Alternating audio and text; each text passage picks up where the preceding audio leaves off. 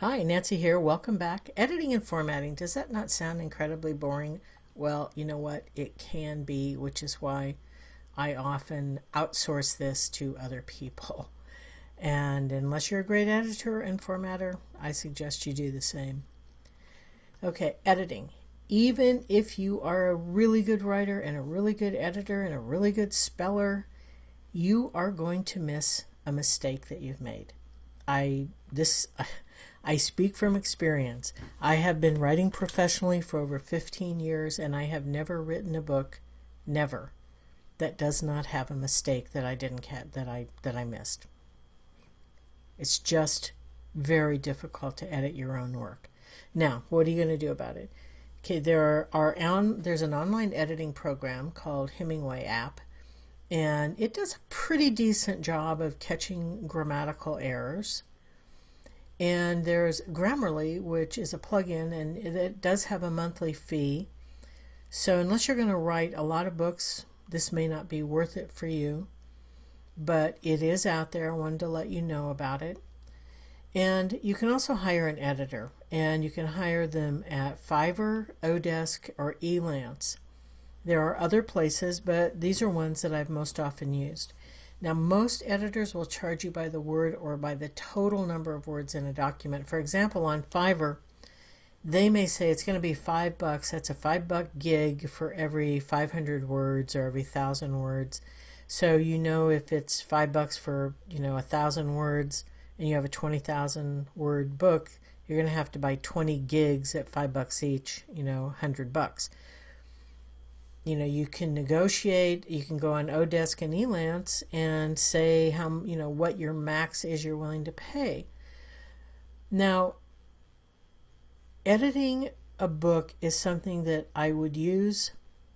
I prefer that an editor has English as a first language because there are some idioms and expressions that are very American or very English very English or American, and somebody who doesn't speak English very, very well or as a first language may not catch when you've made a mistake like that. Okay, so look at people's references, look at their ratings, get into like Pat Flynn's forum where I'm an admin.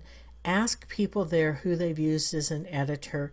This is a place that I encourage you not to skip over, because if you read reviews of self-published books, most often complaints that get you 1 or 2 star reviews are that the book was poorly or not edited at all. And this kind of thing just can kill you in reviews. So this is an area don't skip. Maybe your mom, your sister, your brother, your uncle, maybe they're a great editor. Go to them if you don't want to spend any money. Get one of your friends to do it if they're a really good editor, but don't skip on this one. Okay, formatting. There are specific formats for Kindle books and Smashwords, and I believe there is actually a Udemy course on Kindle, and it might be one of the Kathy Presslin courses. I'm not 100% sure, but it does talk about formatting. If you're technical and you don't mind dinking around with formatting, there's a free software program called Calibre, and this will format your book for Kindle. You can also outsource this to Fiverr, Odesk, or Elance, and this actually will only cost you $5 on Fiverr to get your book formatted. Now, one thing that you do is when you send a book out for formatting, make sure that you tell them that you need a clickable table of contents, because as a reader, if you read on a Kindle app or on a Kindle, if you're reading a how-to book and it does not have a table of contents, I don't know about you, but it drives me nuts. So make sure you tell the person formatting that it has to have a clickable table of contents. Now, I've given you the name of a Fiverr provider who says they'll format up to 70 pages with a clickable table of contents for $5. Now, I have not used this person, so I can't say it's a personal referral. I just went looking to see what was available out there. I gave you another provider that charges $5 for every 30 pages. So again, make sure that you find an outsourcer who can do a clickable table of contents if it's something you can't do yourself. And if you want to learn how to do Kindle formatting yourself, I think Kindle actually has a free book on how to do it, or Google how to format a Kindle book. You're going to find a ton of referrals of references. Resources, I knew it was an R word. Okay. Kindle Previewer. Kindle has a free program called Kindle Previewer that you can download from Amazon. Once your book is formatted, you can open it in Previewer and double check that the book looks the way that you want it to look. If you have a Kindle or the Kindle app, you can actually email the formatted document to yourself. Did you know that? If you go into your Kindle app, under settings, you will find that Amazon has given you your own unique email address. All you have to do is send your formatted document. You don't have to have anything in the body of the email or the subject of the email.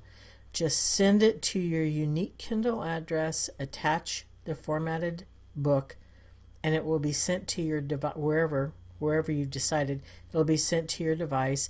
You can look at it on your device and decide, yes, this is how I want it to look, or no, oops, table of contents doesn't work, there's a problem. So once you upload your book to Kindle, you'll also have an opportunity to preview it online. So make sure you do that, because you don't want to get slammed in reviews because your book wasn't formatted right. Smashwords. Smashwords will put your book on Smashwords. It will also put it out to iBooks, Kobo, Sony. I think there's like 3 others. Once you have your book formatted for Smashwords, it will automatically be for sale on several other digital platforms. So what's the problem? Why don't we all do it? Well, I don't do it because I mostly sell on Kindle, okay? However, there are a lot of people who love using Smashwords, and that's great. They have a formatting checker called the Meat Grinder, and it's called the Meat Grinder because it is so persnickety. I have used a Fiverr provider named Bookaholic, and for $5, he formats exactly so that it goes through the Meat Grinder. I have never, ever had Smashwords reject a book for formatting issues once I've sent it to Bookaholic and for $5 got it formatted.